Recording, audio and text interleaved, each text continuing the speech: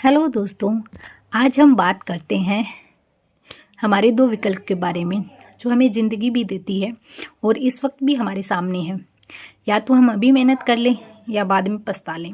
सोचिए कि आप वही इंसान बनना चाहते हैं जो हमेशा कहता है काश मैंने थोड़ी और मेहनत की, या वो इंसान जो अपने सपनों को साकार करने की खुशी महसूस करता है जब आप अपने कमरे में बैठे हैं, किताबें सामने खुली है और आपका दिल कह रहा है कि थोड़ा आराम कर लूं, मोबाइल उठा लो या किसी और चीज़ में वक्त बिताओ।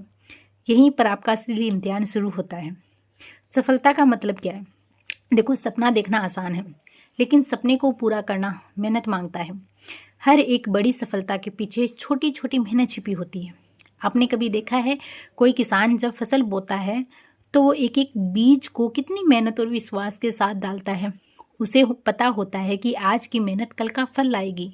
वैसे ही आपकी मेहनत, आपकी पढ़ाई और आपकी कल के लिए एक निवेश है। आपके पास दो ही रास्ते हैं, अभी मेहनत करें या कल मुस्कुराएं, या आज आलस करें या कल पछताएं। एक दिन का फर्क सोचिए। अगर आपको सिर्फ आज का 1 घंटा बर्बाद किया तो इसका असर आपके आने वाले कितने दिनों पर पड़ सकता है। हर दिन हर घंटा आपके भविष्य का हिस्सा है। अभी जो समय है वो कभी वापस नहीं आएगा। जो भी मन करे कि छोड़ दूं, ये सोचिए कि 1 घंटा कम मेहनत का मतलब है एक कदम पीछे रह जाना। और क्या आप अपने सपनों को पीछे छोड़ना चाहते हैं? डिसिप्लिन बनाम मोटिवेशन की बात करते हैं। अक्सर हम सोचते हैं कि हमें मोटिवेशन की ज़रूरत है, लेकिन सच ये है कि मोटिवेशन थोड़ी देर रहता है। असली बदलाव लाता है डिसिप्लिन। डिसिप्लिन का मतलब है रोज़ थोड़ा थोड़ा करना। आज थोड़ा पढ़ लें, कल थोड़ा और ये छोटा छोटा जो प्रयास है वो आपको सफलता की सीढ़ी तक पहुंचाएगा। याद रखिए, बड़े बड़े काम एक दिन में नहीं होते हैं। आपका हर एक छोटा कदम आपको मंजिल के करीब ले जाता है। खुद को समझाइए, जब भी आपका मन कहे कि आज पढ़ाई मत करो, तो खुद से सवाल पूछें, क्या मेरे सपने इतने छोटे हैं कि मैं अभी हार मान लूँ? क्या मैं अपनी ज़िंदगी में पछताने के लिए जी रहा हूँ? खुद को समझाइए। एक बार आप शुरुआत कर लेंगे तो आपका मन भी साथ देगा। एक नई शुरुआत करके देखिए। आज से एक वादा करें, आज का हर पल सही दिशा में इस्तेमाल करेंगे। पढ़ाई को बोझ मत समझिए, इसे अपनी प्रगति का साधन समझिए और छोटी शुरुआत करें। 15 मिनट पढ़ें शुरुआत में। अगर आपसे 1 घंटा, 2 घंटा, 5 घंटा, 6 घंटे, 10 घंटे, 12 घंटे नहीं पढ़ा जाता है तो शुरुआत छोटी कर सकते हैं आप। 15 मिनट पढ़ें, फिर 5 मिनट का ब्रेक ले लें और धीरे धीरे ये 15 मिनट घंटों में बदल जाएंगे। याद रखें, शुरुआत करना सबसे बड़ी जीत है। प्रेरणा की कहानी सुनिए। एक कहानी सुनिए जो आपको प्रेरणा देगी बहुत सारी। एक लड़का था जो हमेशा पढ़ाई में औसत था, एवरेज स्टूडेंट। अधिकतर हम एवरेज स्टूडेंट ही हैं। लोग उसे कहते थे कि वो कुछ नहीं कर पाएगा, और ज़्यादातर लोग एवरेज स्टूडेंट्स को इतना ही समझते हैं वो कुछ नहीं कर पाएगा। लेकिन उसने एक दिन खुद से वादा किया कि चाहे कुछ भी हो वो रोज़ 2 घंटे पढ़ेगा। धीरे धीरे उसने अपनी आदत बदल ली। सालों बाद वो वही लड़का अपने दोस्तों में सबसे आगे था। क्यों? क्योंकि उसने एक फैसला लिया, अभी मेहनत करने का। दोस्तों, ज़िंदगी आसान नहीं है, लेकिन अगर आप सच्चे दिल से मेहनत करेंगे तो कुछ भी नामुमकिन नहीं है।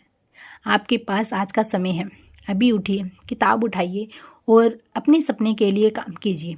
याद रखें, पढ़ाई अभी करो वरना पछताना पड़ेगा। तो अभी तक की जो बातें कही है मैंने, आई होप आप लोगों को अच्छी लगी होगी। और अब बात करते हैं हमारे ब्लॉग की।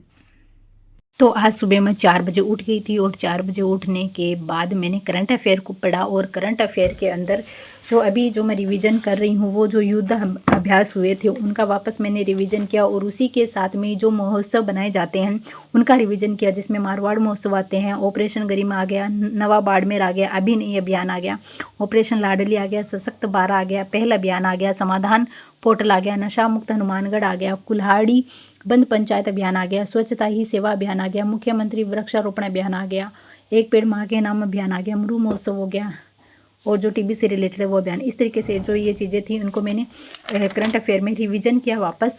और इसके अंदर और भी अभियान और उत्सव है जो मनाए जाते हैं उनके बारे में बात पढ़ा मैंने।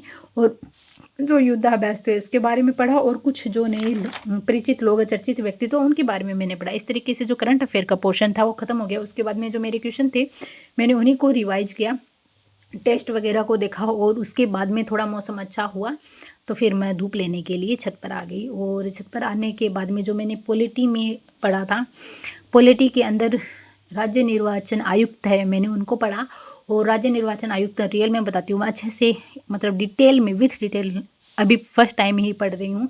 इससे पहले मैंने जो 3rd ग्रेड के लिए जब पढ़ा था तो मैंने जो PYQ बुक आती है हमारी वो, और जो MCQ बुक आती है उसी से रीड किया था, क्योंकि उस वक्त मेरे पास इतना वक्त नहीं था कि मैं डिटेल से एक एक चीज़ को इसका देख पाऊँ, क्योंकि फर्स्ट टाइम में मैं पढ़ रही थी। तो उस वक्त टाइम ना होने की वजह से मैंने MCQ और PYQ को ही बेस बना के उन चीज़ों को पढ़ा था। पर अभी मेरे पास में वक्त है तो मैंने राज्य निर्वाचन आयोग को पढ़ा, आयुक्त को पढ़ा सॉरी, और उसके जो डिटेल थी वो 3 या 4 पेज में ख़त्म हो गई, जो मुझे अच्छा भी लगा कि इनको शपथ कौन दिलाते हैं, नियुक्ति कैसे होती है, और कार्यकाल क्या है, इन सब से रिलेटेड थे। और कौन कौन हैं जो बन चुके हैं, राज्य निर्वाचन आयुक्त बना दिया गया है, इनकी योग्यता क्या होती है, IAS अधिकारी होते हैं, ठीक है। इस तरीके से ये डिटेल थी जो इनकी हमारी पॉलिटी को लेकर थी। और उसके बाद में जो हिस्ट्री की बात करते हैं तो हिस्ट्री के अंदर जो प्रमुख महिलाएं हैं हमारी राजस्थान की प्रसिद्ध महिलाएं, उनके बारे में पढ़ा। पहले मतलब कौन सी पहली महिला है जो राज्यपाल बनी, कौन सी महिला है जो जिला प्रमुख बनी, कौन सी महिला है जो पहली विधायक थी, कौन सी ऐसी महिला है जो सांसद बनी थी। और इसी तरीके से 1-2 और भी जो महिलाएं थी उनके बारे में लिख रखा था तो उनको पढ़ा। और जो क्रांतिकारी थे उनके बारे में पढ़ा, जिसमें से अर्जुन लाल सेठिया आ जाते हैं, और केसरी सिंह बारठ आ जाते हैं, उनके पुत्र आ जाते हैं, प्रताप सिंह बारठ आ जाते हैं, उनके भाई आ जाते हैं जो रावर सिंह बारठ आ जाते हैं। तो इन 4-5 व्यक्तित्वों को मैंने एक साथ में पढ़ा, और मैं एक साथ में सारों को नहीं पढ़ने वाली हूँ, मैंने तोड़ के इन्हीं 5 को पढ़ा है। और उसके बाद मैं सोच रही हूँ 5-5 को रोज़ पढ़ूंगी तो हो जाएगा शायद। और हिस्ट्री के अंदर जो मैंने पहले से पढ़ रखा था उनको रिवाइज किया, न्यूज़पेपर को रिवाइज किया, और दयानंद सरस्वती को रिवाइज किया, वो कितनी बार आए थे, कितनी बार जो जो प्रोसेस थी वो उन सबको रिवाइज किया। और जो संगठन और सभा बनी हुई थी यहाँ पर जितने भी, जैसे कि राजपूताना मध्य भारत सभा हो गया, राजस्थान सेवा संघ हो गया, तो इन सब के बारे में जो डिटेल जो मैंने कल पढ़ी थी उनको वापस रिवाइज किया। और इसके साथ में ही जो हमारा नेक्स्ट सब्जेक्ट आता है उसकी बात करते हैं, जो आर्ट एंड कल्चर से रिलेटेड थे। तो आर्ट एंड कल्चर के अंदर भी जो मेले थे उनको मैंने रिवाइज किया सबको, और दरगाह कितनी है राजस्थान में उनको पढ़ा। उसके बाद में उर्स कितने मनाए जाते हैं राजस्थान में उनको पढ़ा। उर्स हो गया, मंदिर हो गया, मंदिरों के बारे में पढ़ा, और देवियों के बारे में पढ़ा। और इसके साथ में ही जो राजस्थान के अंदर दे रखा है वास्तु स्थापत्य कला के अंदर ही जो जल संसाधन दे रखे हैं हमारे, जो परंपरागत रूप से, जिसमें तालाब आता है, खड़ीन आती है, नाड़ी आती है, इस तरीके से ये 2-4 का इनको इन सबको पढ़ा। और ये ज़्यादा नहीं दे रखे थे, 2-3 पेज में ही दे रखे थे। तो इस तरीके से जो हमारा 3rd ग्रेड को लेकर जो पोर्शन होता है वो मैं इस तरीके से भी कर रही हूँ। इसमें एक सब्जेक्ट और मेरा रह जाता है, जो देखो पॉलिटी मैंने पढ़ ली, हिस्ट्री मैंने पढ़ ली, और कल्चर भी पढ़ ली, ज्योग्राफी वाला पोर्शन है हमारा वो रह जाता है। तो अभी जो न्यूज़पेपर में भी आ चुका है कि अभी जो भी क्वेश्चन आएंगे वो क्वेश्चन किससे संबंधित होंगे, वो सारे क्वेश्चन है हमारे नए जिले से संबंधित होंगे। अब इन्होंने कंफर्म कर दिया है कि आपको अब नए जिले के आधार पर ही पढ़ना है, और नए जिले के आधार पर पढ़ना है तो फिर हम ज्योग्राफी को भी साथ में लेंगे। नेक्स्ट डे से मैं ज्योग्राफी भी पढ़ने वाली हूँ। तो अभी अदर जो सब्जेक्ट है हमारे उनको मैंने कंप्लीट पहले ही कर लिया है, जो सिलेबस के अकॉर्डिंग है, जिसमें हमारी शिक्षण विधि आ जाती है वो मैंने कंप्लीट कर लिया है। शैक्षिक परिदृश्य मेरा कंप्लीट हो चुका है, और ICT कंप्लीट हो चुकी है। शैक्षिक परिदृश्य हो गया, ICT हो गया, साइकोलॉजी हो गया, ये हो गया। विद्यालय विषय में कुछ रहे हैं, जिसमें से मेरे इंग्लिश के 1-2 टॉपिक रह गए हैं, साइंस रह चुकी है, और सोशल साइंस में ये मान के चलूँगी ये पूरा पोर्शन एक पर वो रह ही चुका है।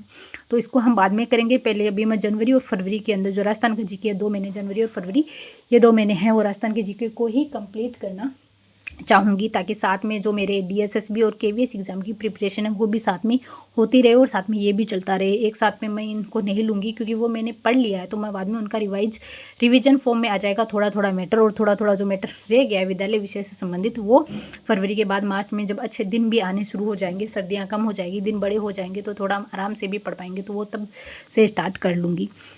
और KVS DSSB में जो भी मैं मैटर पढ़ रही हूँ वो Ajay sir, the teacher Ajay sir नाम से एक ऐप है, जिनके अंदर वो ना मटेरियल डाल देते हैं, जिसमें उन्होंने हिंदी की बुक डाल रखी है जो सेंट्रल स्कूल की है, मतलब KVS स्कूल में जो बच्चों के लिए जो बुक चलती है ना, वही बुक उन्होंने वहाँ पे PDF के तौर पर डाल रखी है। जो 11th 12th के बच्चे हैं उनकी बुक जो चलती है, और उसके लेवल का मतलब 9, 10 से 11, 12 के लेवल तक का उन्होंने वहाँ पे वो PDF में उपलब्ध है। उसमें साइकोलॉजी की बुक भी डाल रखी है उन्होंने 11th क्लास की।